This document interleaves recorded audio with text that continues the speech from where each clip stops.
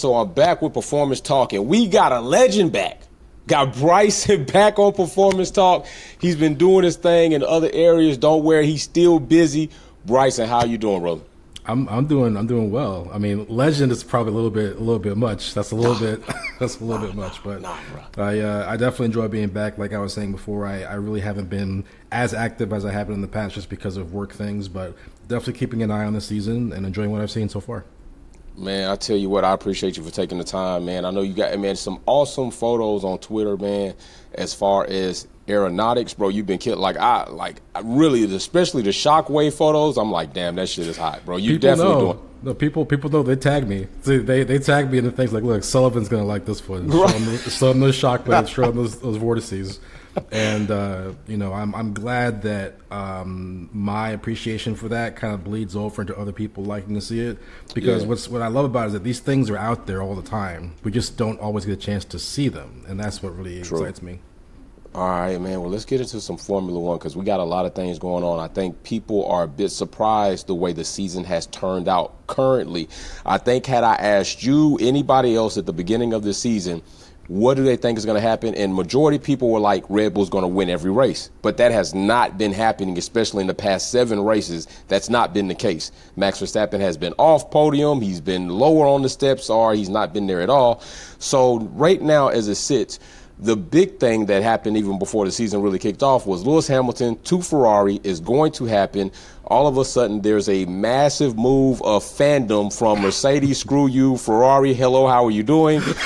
But I am not too confident in what I'm seeing from Ferrari at this time. It seems like a repetitive thing. Ferrari's up, then they're down, then they're fumbling, and all of a sudden there's this false hope. What do you see 2025? What's the issue with Ferrari? Are you confident that Ferrari is going to be able to construct something next year that's going to be very competitive for a championship or even a constructor championship? First of all, let me just say there is a beautiful kind of symmetry to Lewis Hamilton's career having 3 chapters. Sort of that entry McLaren phase, the rise of this sort of superstar, then going into the Mercedes phase and really establishing himself as one of the greatest drivers in the history of the sport. And now kind of this swan song chapter with Ferrari, legendary team, and the opportunity to do something, even he would be hesitant to dream about earlier on, which is potentially, become the sole owner of the record for most championships, and to do so at Ferrari, the team where Michael Schumacher was so prevalent. And so that in itself is where I would start in saying, there's an incredible opportunity here for a story that already kind of writes itself, but having 3 chapters is really quite special, I think. And in terms of Ferrari and their competitiveness, Lewis Hamilton is an X factor. He improves a team in ways that I think are still difficult to quantify. I think the ability of a team to build a car and to construct an assembly of engineers and technicians to be able to operational make the best team possible is definitely up to Ferrari, but everyone understands what you're signing up for when Lewis Hamilton drives for you, and he also can give them the right feedback. And again, I'm not saying that Carlos or Charles aren't giving feedback, but there's a reason why Lewis is as popular and as sought after as he is. I can tell you it takes more than a fast car to win races and to win championships. You just ask Lando Norris. Ask everyone. Everyone knows that it's very, very difficult. Facts. And what I've always said about Lewis is, give him a decent car and he'll compete. We give him a competitive car and he'll win. You've been very consistent in that. Yeah, and I think that there's tremendous opportunity in the future for things to actually change pretty dramatically. Yes, it's true that Red Bull isn't as dominant as they were before, and again, that is an objective fact, and I'm excited to talk about some of the reasons why that might be. Right. But if you look at the overall grid as a whole, it's never been more condensed in terms of the gap between the fastest car and the slowest car. So small changes in pace or the ability to unlock an extra 10th in an upgrade, or just how to use the upgrade, depending on how we actually unlock it, that can have huge impacts on your finishing order in the race.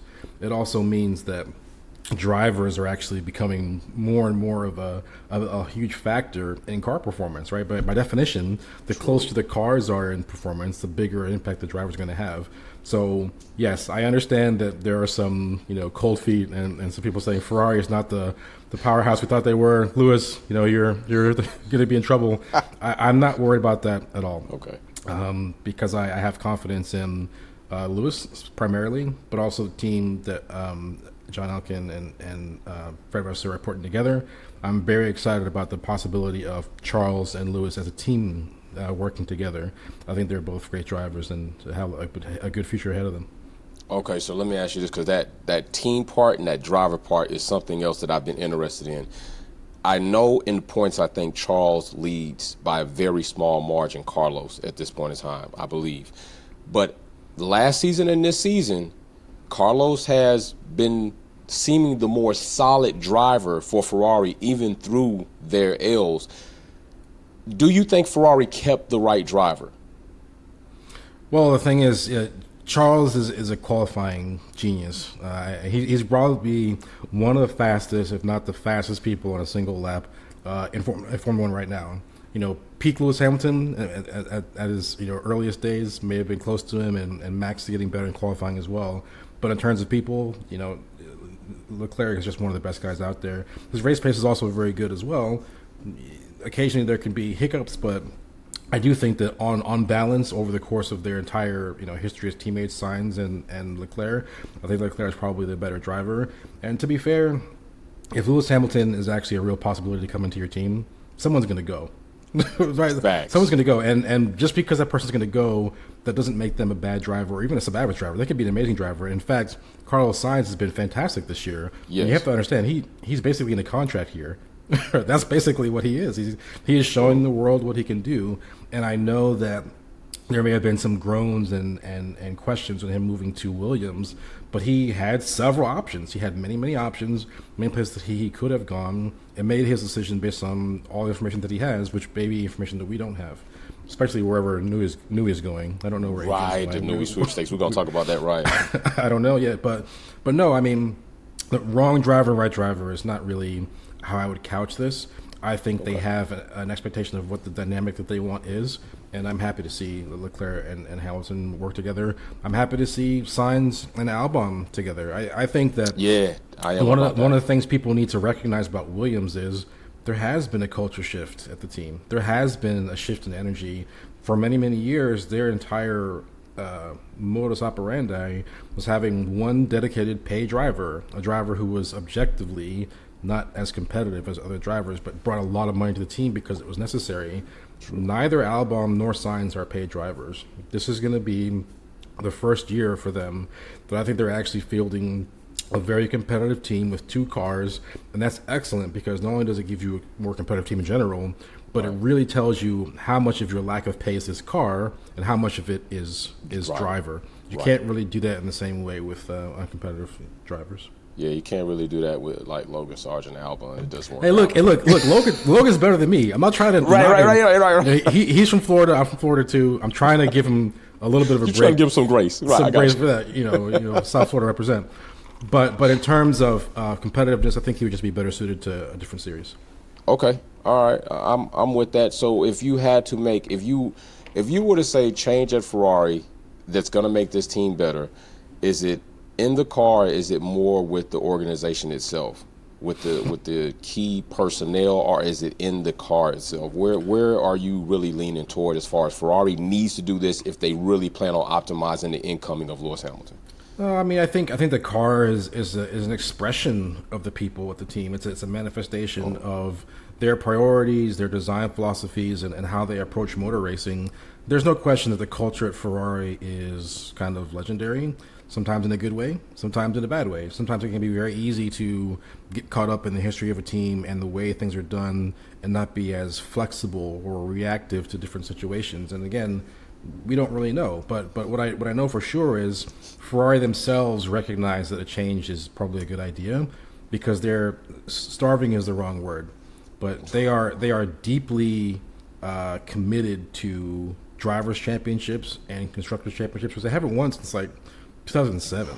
Yeah, It's been been, a long and they didn't even really win the constructors championship in 2007. I mean, they did, but Spygate and this whole other thing and all that. situation. Yeah, but I think that whatever the changes are, they are willing to make radical changes. They are willing to let different fan bases clash and combine in ways that are going to be hilarious, if nothing else. Yeah. So I'm definitely looking forward to that. But no, I think they've also assembled a really powerful team of engineers. Loic Serra and several other people coming in, and I think that the great unknown, I guess, for us in 2025 is how not 2025 but 2026 really is really kind of what I'm focusing on. New era. The new era of regulations. It's a completely unknown scenario because active aerodynamics is such a complicated and nuanced thing that can go spectacularly wrong when it fails. Combine that with hybrid systems with more powerful batteries, it's going to take a very special type of car to actually be have high performance. And if you get it right, you only have to get it right away and do it one time, and you can carry that advantage over for several years. So things can change very quickly in Formula One, as I'm sure you know. Yes, definitely. Matter of fact, let's talk about some change. Let's talk about the change of where Mercedes was to where they are now, which is quite relieving to a lot of the fans that are currently still existing with Mercedes while Lewis is there, and even Russell fans and Antonelli possibility fans and Mick Schumacher fans. I think it's really real at this point in time, not just circuit specific. Yeah.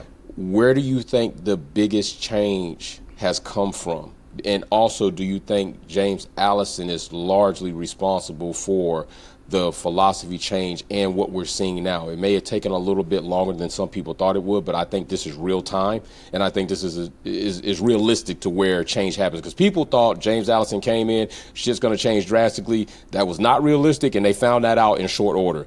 And now we're seeing a Mercedes who came in at the peak of the season was kind of still like, oh, we got another bag of a car, and now this car seems like it is really a competitive. What do you think about that, and where do you see the biggest change happening for Mercedes to make that happen? It's amazing to me because everyone, I've done plenty of work looking at different iterations of the car, looking at the geometry of a floor or looking at the wing, and so that's an impressive piece. But the truth is, you can't look at geometry and just say, oh, that's worth 3/10. Hey, easy. Aerodynamics math. Magic, we can see it easily. Not only can we in the public not do that, but the people in the team themselves can't do it. They can do it with the CFD, right? If they have the actual CFD, and they can actually do calculations to figure out how much of a change the computer thinks how much of a time delta the computer thinks a change is worth. But the computer is not the car, right? You actually have to drive the car on the track to see how fast it actually is. So you can make estimations based on flow structures and where they're going, but it's far more relevant to have actual on-track data. That's from the aero side. Let's not forget about the mechanical side. You may remember that Mercedes showed up a few races ago with a strange hump or bump in the front of the nose cone. And we kind of believe that really is based on a slightly different damper package that they have set up in their car. Nothing illegal, nothing crazy. We're not bringing back inverters. Don't go DOS on us. Other fun things. Although we know they have the creativity to do it. Yeah. But something was fundamentally changed. And even though I can't pinpoint exactly what it is, what really impressed me or really signified to me that something actually was going to change was an interview that James Allison gave. I believe it was actually in Canada. It may have been in Austria. It may have been recorded and released in different weeks. But he gave an interview, I think it was with Tom Clarkson, and he was describing this sort of eureka moment, aha moment, that they actually found something. Oh, this is actually what we should have been doing the entire time. And what struck me about it was not just, he had this idea that maybe this was a positive thing. His exact words were all something like, how could we have been so stupid to miss this for such a long time? And when he said that sounded to me like there was not an abstract idea or concept that he was talking about. It was something very specific, very identifiable, and actionable.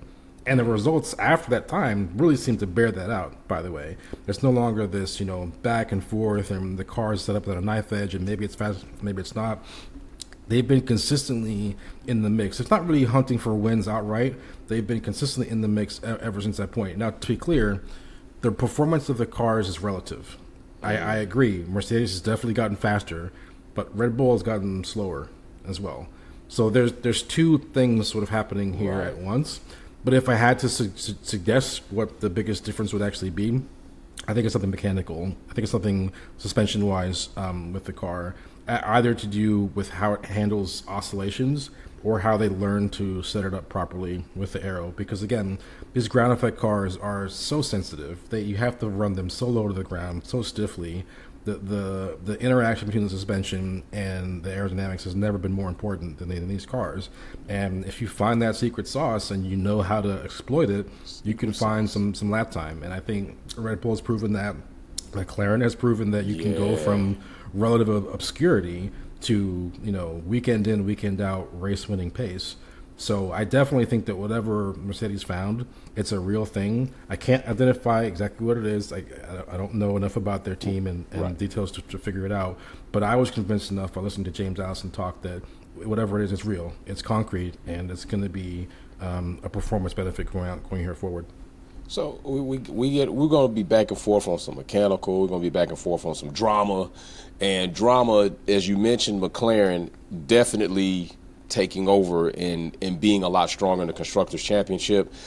Lando Norris feeding people's ideas that one day he'll be a world champion. Oscar Piastri, which is one of my other favorite drivers, who is not in a sophomore slump by any means of the imagining. And how do you feel about team orders? We just recently saw the team put a situation out on track. I don't buy that Lando was going to eventually give that position back without being coached and coerced and then persuaded to do so. So how do you feel about team orders, and how do you feel about a driver being to the point where I don't give a damn, I'm here, I'm taking it, and how do you feel that affects the team and the chemistry of the team going forward, even between two drivers that are competitive but still in the same team? Man, that was so painful.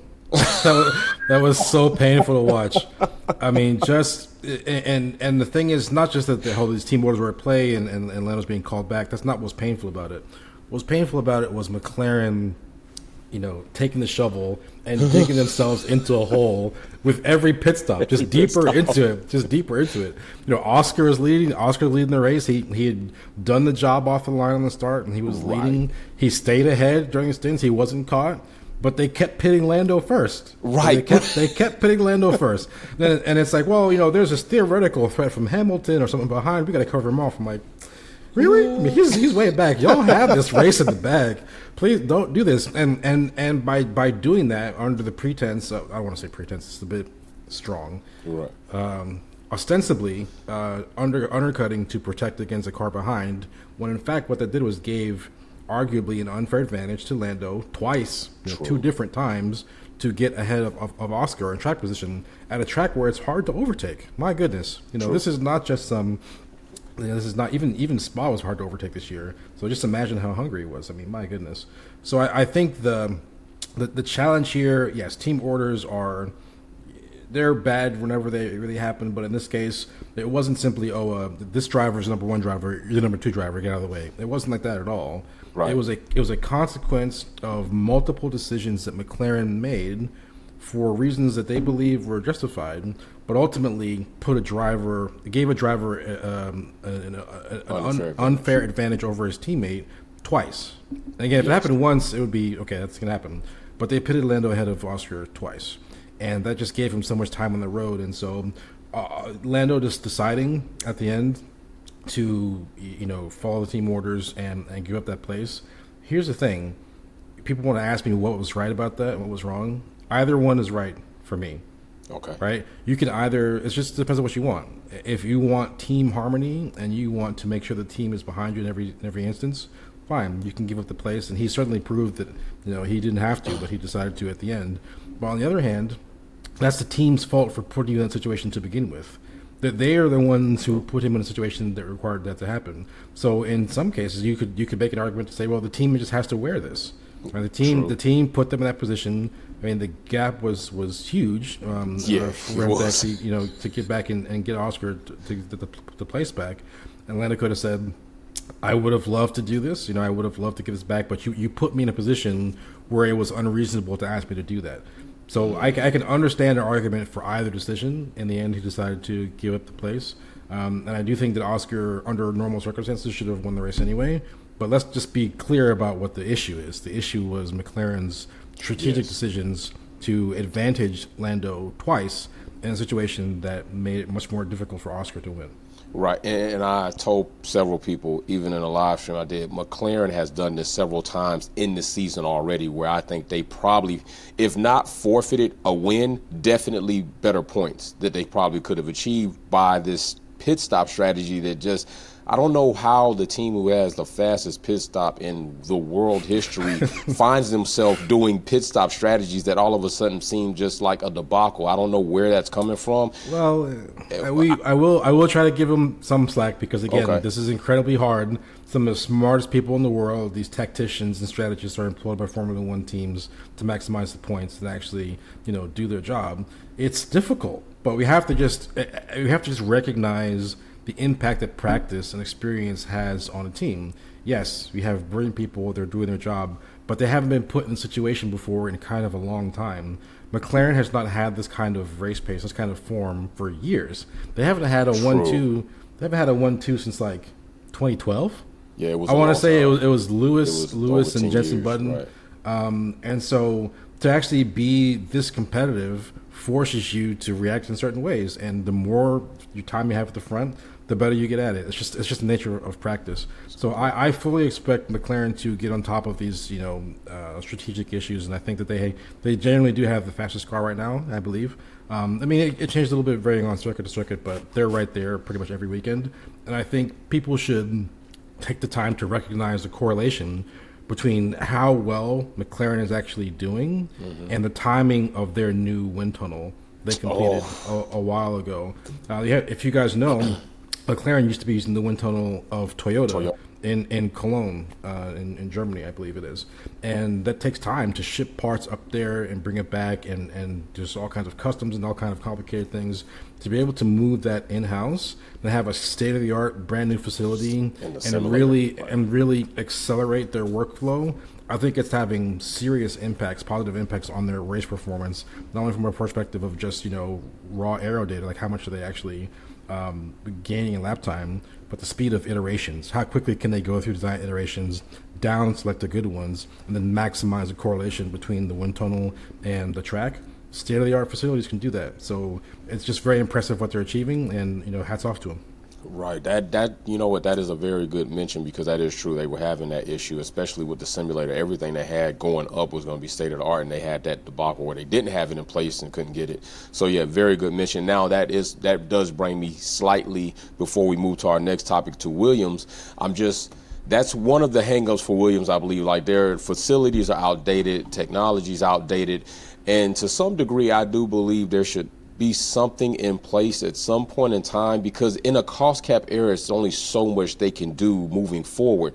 It might be unfair for me to feel this way. I just think teams that are that far behind, if they have the money to just spend in facility, not directly car development, there should be something in there to kind of decrease that gap in ability to develop versus just putting it in directly to the car. I don't know how you feel about that, but I think that's something that would bring Williams more into the foe of the fight than not. So how do you feel about that being something maybe needs to be looked at further down the line, or even sooner than later? No, I'm on board with it. Because we can definitely sort of segregate costs and expenditure into like direct car development, and part of it is just facilities. Do you have the facilities to do certain things? And again, yes, we all sort of mentioned Williams, designing cars with Excel spreadsheets. But first of all, Excel is very powerful. Okay, so let's not kid ourselves. Excel, first of all, is extremely powerful. Right. But that being said, there can be better tools for the particular job. And I think James Vowles has even in the past has advocated for opportunities to make modifications to how the cost cap is structured to allow teams to have some extra finances specifically for infrastructure. And I think he was actually probably successful with that. So everything that I'm seeing from the Williams side tells me that they are no longer relegated to the back of the field as a given. Okay. I think that two competitive drivers and a willingness to break things their system, their outdated system, to break an outdated system in order to construct a new one while the system has to continue operating and building cars, shows a commitment and a willingness to actually compete. Let's not forget, one of the reasons why they didn't have an extra floor in their car, and one of the reasons why they had all these kind of problems, was because they were reinventing their entire workflow. It wasn't just, we don't have any money and we just mismanaged the time. And that's definitely happened before. There wasn't even that happened. But this particular case can be traced to totally reinventing their entire setup. And so I'm willing to give them a little bit more slack than maybe other people. Definitely. I'm definitely looking for them to keep improving. Like I said, I referred to Williams as the angel that's fallen from heaven and one day will return. And I'm very pleased with what's going on with Williams. I like the acquisition of Carlos. Like you said, gives them two better drivers. They're not paid. They're not in a situation like we know this driver is not going to do much and this driver will. And I'm really looking forward for them in 2025 before the new regulations hit to try to see if they even make that next step. But, my grandfather always had a famous saying, and it was, even swap, no swindle. And if most people don't know what that means, it means an even amount. This for that should be equal. I shouldn't give you $2 and you give me $200 and we call it fair. How do you feel about asymmetric braking and Red Bull and their performance at this point in time and technical regulation 11.1.2 coming out? How do you feel about all that? So we don't know for sure that Red Bull is a team that was sort of targeted by this change in regulations, and I'll talk about what it is in a second. Okay. But let's just be clear, when the regulations are changed mid-season, it's often because a team was doing something that they probably shouldn't have been doing, and we're gaining lap time from it. Probably the perfect example of this was Ferrari back in 2019.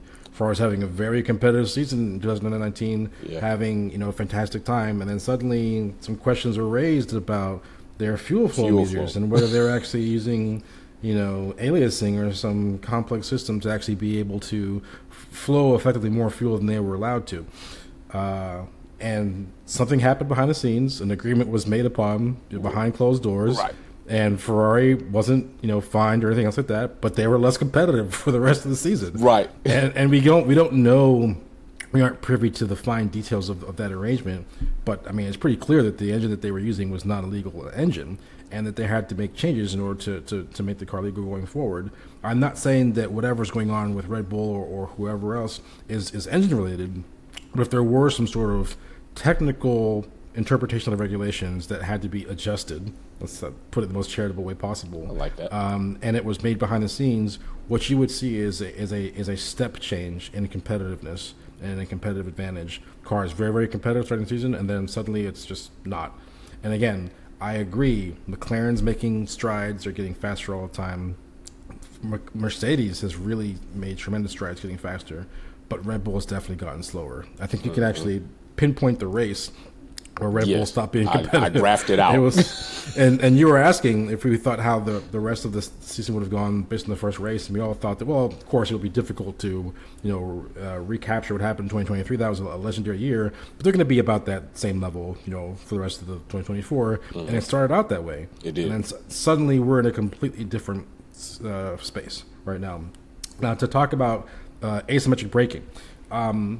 This actually kind of goes back to something that McLaren had done back in, I believe, 1997 with their sort of famous third pedal in their McLaren that Mika Hakkinen was using, won several races with it, and it has to do with asymmetric braking. Now, to be clear, we usually think about braking as only being used on the corner entry, right? But you can actually use brakes to actually introduce a yaw moment in the car if you have asymmetric braking, which is just saying more braking on one side than the other. People would say, why would you really want that? Of course, you could brake more on one side than the other and help on corner entry. Right. But more specifically, what it typically is used for is if a car is set up, maybe you have to set up the car with a natural bit of understeer in order for it to handle more neutrally, just because maybe the front tires and rear tires aren't exactly the same, or something with the requirements of the weight distribution that requires you to set the car up a certain way that limits you in certain types of corners. Well, if you suddenly add an extra brake pedal or find a way to brake the left and right sides not equally, you can keep that same car setup you had before, but suddenly you can make the car more neutral or keep it an oversteer if you want to, depending on which side of the car you choose to brake and in which corner it was. And McLaren's system, believe it or not, they thought was actually worth almost half a second once the drivers figured out how to use it. And it wasn't even so much that it was being used on corner entry. I think when they actually figured out that something was going wrong, they actually saw the brake discs of the car glowing red hot in the middle of a corner. And they're like, what's going on? Why are the brakes going? No, you don't brake in the middle of what's going on. You brake in the straights. and that actually was the telltale sign that had, the photographers looking around the wheel well and figuring what's going on. And then they all of a sudden say, oh, there's a third pedal here. Well, normally you would say, of course there's a third pedal, clutch and brake and gas. But no, they were using hand clutches at that time. Yeah. So there was no need for a third pedal. So they're like, whoa, what's going on here? And so what you can actually do is you can use that as a way to dial out understeer or induce oversteer, depending on what you're looking for. It can be an excellent modulative tool to balance the car. Now, believe it or not, you guys know I come from the aviation world. Right. If you ever have been in the cockpit of an aircraft and see how the control system is set up, we use differential braking all the time for landing, right? You don't just have one pedal for a brake. You have a left pedal and a right pedal. You push them to adjust the rudder. When you hit the brake for those, you're actually activating individual sort of left and rear brakes. And that is extremely important because once you get below a certain speed, the aerodynamic effectiveness of your rudder goes down, and you still need to be able to steer the aircraft effectively. True. So yes, of course, you can have like a nose wheel that's turning, but that's not the most effective way to fine-tune the orientation of the aircraft at high speed.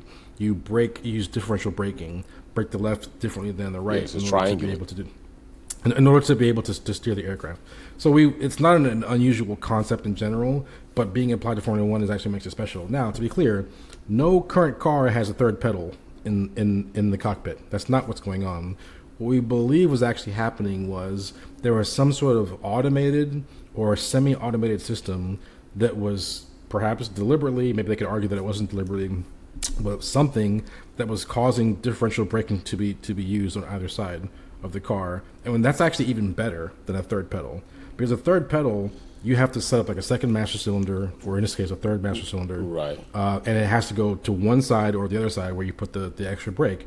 Well, with a semi-automated system, it could brake left or it could either brake way, right, depending on which track you're at and what corner you're at.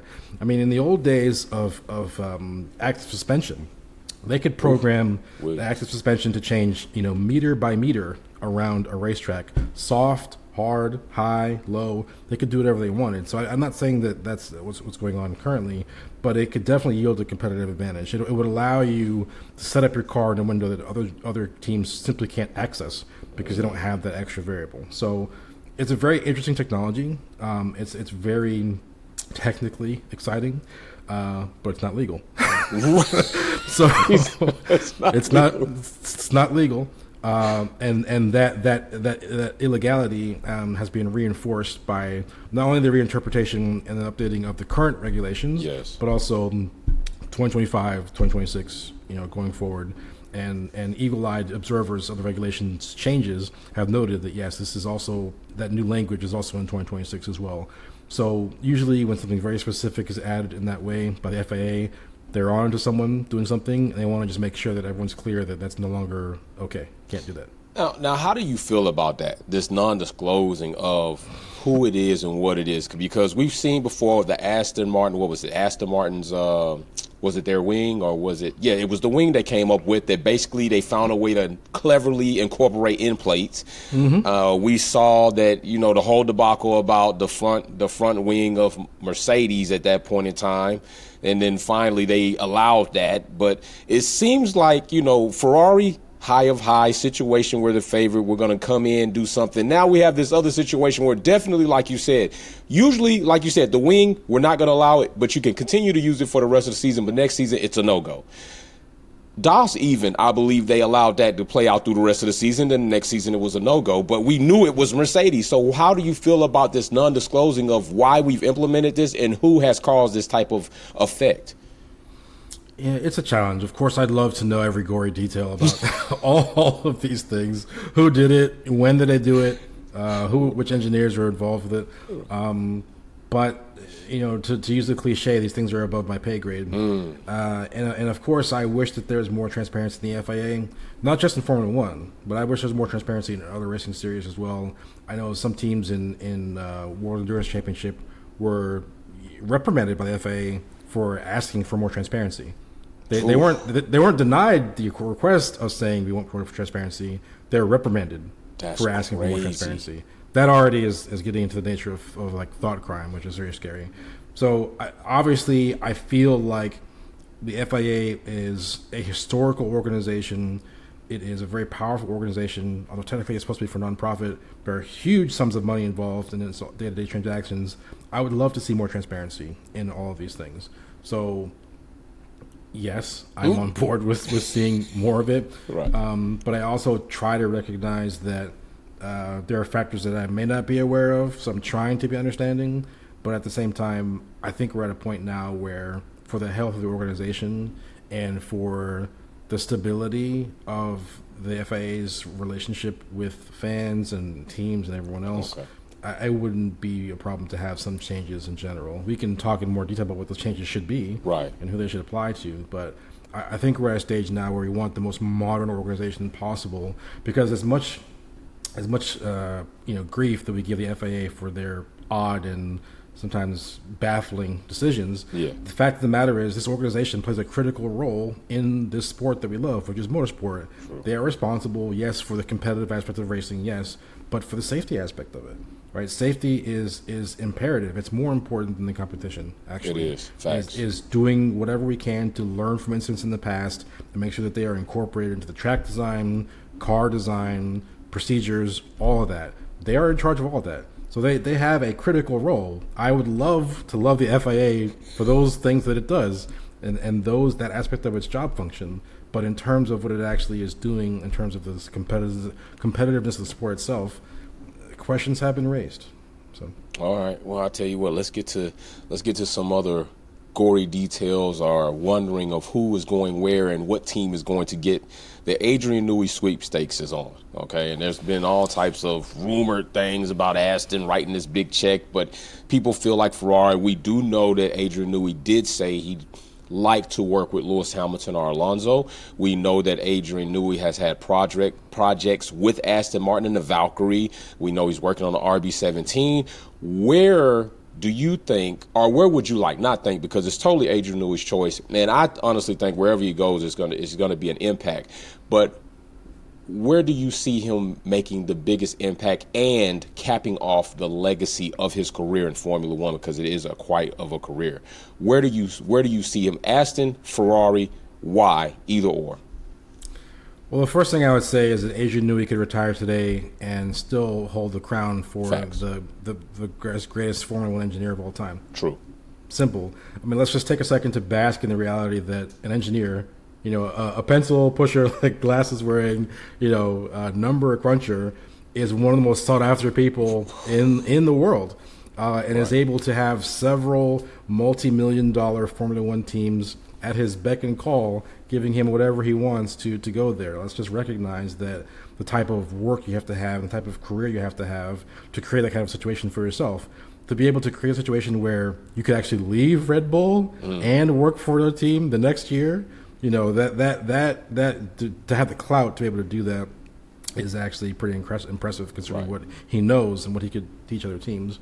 In terms of where I'd love to see him, I really would like to see him at Ferrari, mostly because it almost doesn't fit. Right? I mean, you think about Adrian Newey, British racing car designer, has homes in the UK. Aston Martin is based in the UK. Williams is based in the UK. He wouldn't have to get a new home or anything like that. That would seem to be a good fit for him. But it's almost too predictable. It's almost too simple. Sure. I kind of want to see what this concoction that Ferrari is cooking up could actually yield. I mean, for years we said that Lewis Hamilton would never end up at Ferrari because of the culture or because of fan bases or because of moving to Italy. But guess what? It's happening. It is. And I'm very curious to see what the fruit of that partnership yields is. But think about Adrian Newey as well. Again, we're talking about cultural changes and other changes. It's not unheard of for excellent British engineers to work for Ferrari. Ruth Boscombe worked for Ferrari as a strategist. James Allison had two different stints at Ferrari. Ross Brawn legendary sort of engineer that was a huge part of the massive run of success that Michael Schumacher had in the early 2000s.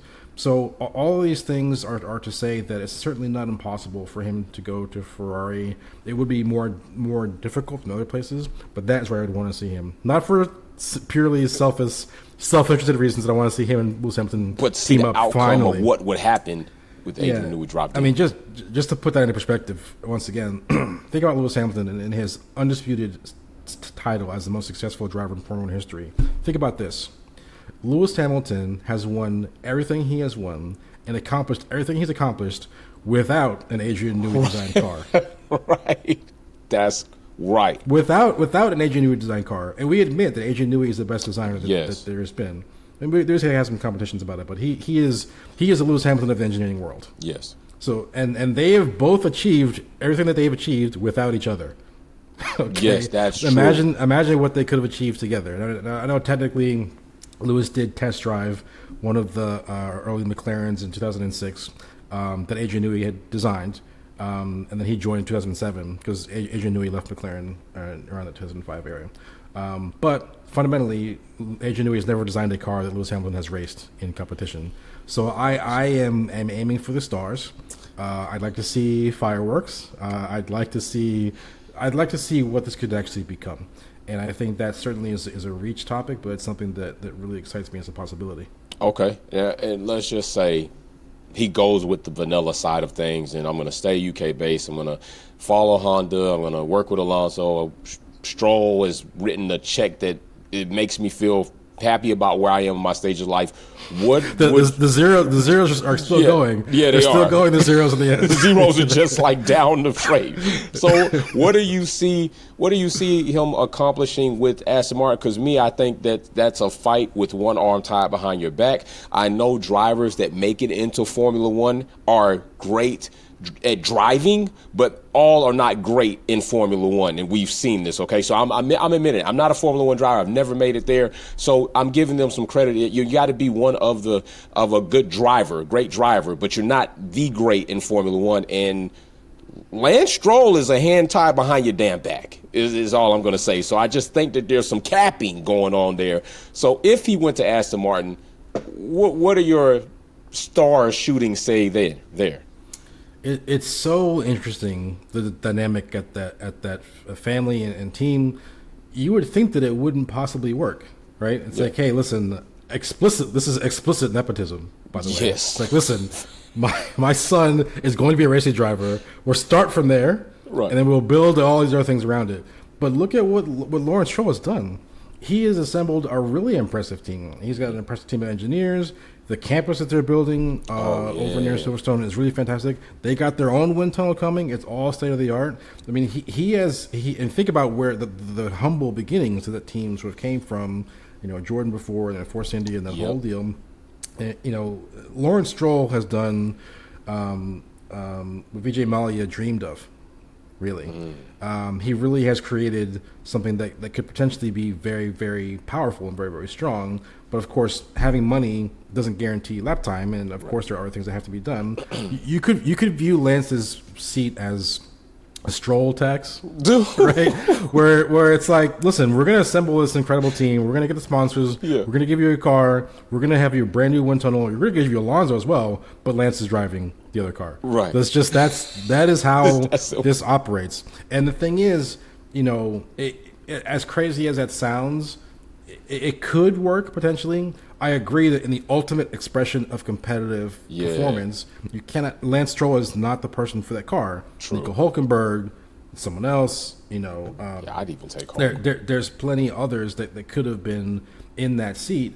Felipe, but Lance is. Oh yeah, Drogovic, right? Felipe Drogovic, also excellent choice for that. Just to give someone else a shot. But that being said, Lawrence Stroll is cutting the checks, and his demands are quite clear and they're consistent. Lance is in the car, and I guess the other part of it that's helpful is he's very supportive of Lance. He knows how hard it is to be a Formula One driver, and he's trying to give Lance things that he needs. But obviously, if it was me, I would want someone else in the car. Yeah. That being said, I'm not a billionaire fashion designer. So I can't really choices. call those particular shots, but I'm excited. I mean, Adrian Newey, no matter where he goes, is going to make an impact. Doesn't matter if he's consulting. Doesn't matter if he's chief technical officer. Doesn't matter what it is. Yeah. He's going to help you because the nature of these cars is such that simply avoiding a pitfall or what James Allison called a bear trap, simply avoiding that can save you so much time and so much energy and so much effort. And James Allison or Adrian Newey, more accurately, could give you that information in a day. Oof. In a day, he could say, don't design the car this way. Make sure it has X, Y, and Z. And whatever you do, don't do, R, don't whatever. do this. And yes, don't do that. And as long as you stay by that, you have all the freedom in the world to use your engineering team and your CFD and the wind tunnel to explore the boundaries that he's given you. Yeah. But he is giving the boundaries, and that is the most important point. It helps keep you out of that spiral of putting more money in, bring updates. The updates don't work. Right. You got to put more money in. Got to go back. I mean, you can waste so much time there. One key piece of advice can undo all that. Damn. Okay. Well, very well, Pip. We don't make billions of dollars, so we can't decide who goes in that seat. But I'm going to say it's an indictment. At some point in time, yes, that was very eloquently put. It is a Lance Stroll tax. Because, man, I just got to say, we saw Alonso and what the AMR 23 was capable of, and Lance couldn't do it for a damn thing, brother. Not even one step on a podium at all. And it's just... I would think somebody like Lawrence Stroll, as much money as he's accomplished, and you have to be competitive in that field and in rooms and in meetings and in the whole industry to make that happen. I don't know how you still say, I'm going to allow us to have this pitfall while I'll give you all of this, and this is going to handicap us, but you got to find a way to get over this handicap because I'm going to keep it here. It's just crazy to me, bro. It's crazy. Maybe there is a level. Maybe this is not a bond that is infinitely durable. There could be a point that comes where it says, listen, we've had a good run. This has been a fun experiment. It's time to change drivers, and maybe it happens. Maybe things are happening behind the scenes. Maybe it happens tomorrow. I don't know. Right. But it hasn't happened yet, and that was really all I was commenting on. Yeah. But I do completely agree that in a sport as competitive as Formula One, and again, you have Alonso, and as much as grief as we give Alonso, he's definitely one of the best drivers out there. Yeah, facts. Great driver, and is proving things in terms of his longevity that we didn't even really think were possible. True. So I think that a time probably will come eventually. That Lance is destined for greener pastures, so to speak, or some sort of. I'm not saying they're gonna Old Yeller him. I'm saying he's going to find another team eventually, but that time is not today. Right. The Old Yeller reference though is very sad. If y'all don't know what Old Yeller is, there's a scene in there to bring a whole context of what Bryson just said is very horrible. So listen, Old Yeller. Hey man, Bryson, I appreciate you, brother, man. Hopefully. I know busy schedule, work and all, and so please admire me. I miss these conversations. And it's just so enjoyable to talk to another brother in the space, and as wonderful-minded as you are about what you're very informed on, it's wonderful to hear how you speak about it. Because I'm very blunt and just hey, and people damn, Jay's but no, that's good. You bring another additive. It's almost like Magneto and Dr. Professor X. Hey. I didn't even think about that shit. Hey, look, Professor X, Morpheus, whichever you right. want to choose. For sure, brother. So I appreciate I just gotta get the glasses. You even got the glasses, right. So I hope that you come back in and check in at a later date further down the line, maybe as we end the season and the season's over and you find some private time to give. But listen, you all, that has been an awesome time with Bryson, and Bryson is still where he is on Twitter. You can check all of that out. Definitely, I think it's something good for you all to follow Bryson, because a lot of things, you all know that the saying is these are fighter jets on the road, and a lot of the things aerodynamically that apply, and even some of the teams grab aerodynamics or aeronautical ideas and employ them on the cars. So there's still a reason to follow Bryson and pay attention to that, because there's a lot of information there that might help you have an aha moment. So with that being said, follow Bryson, follow me, subscribe. We will be here again. That's another awesome, legendary episode of Performance Talk. Bryson Sullivan, Jay from Wolfpack, we're out. Peace.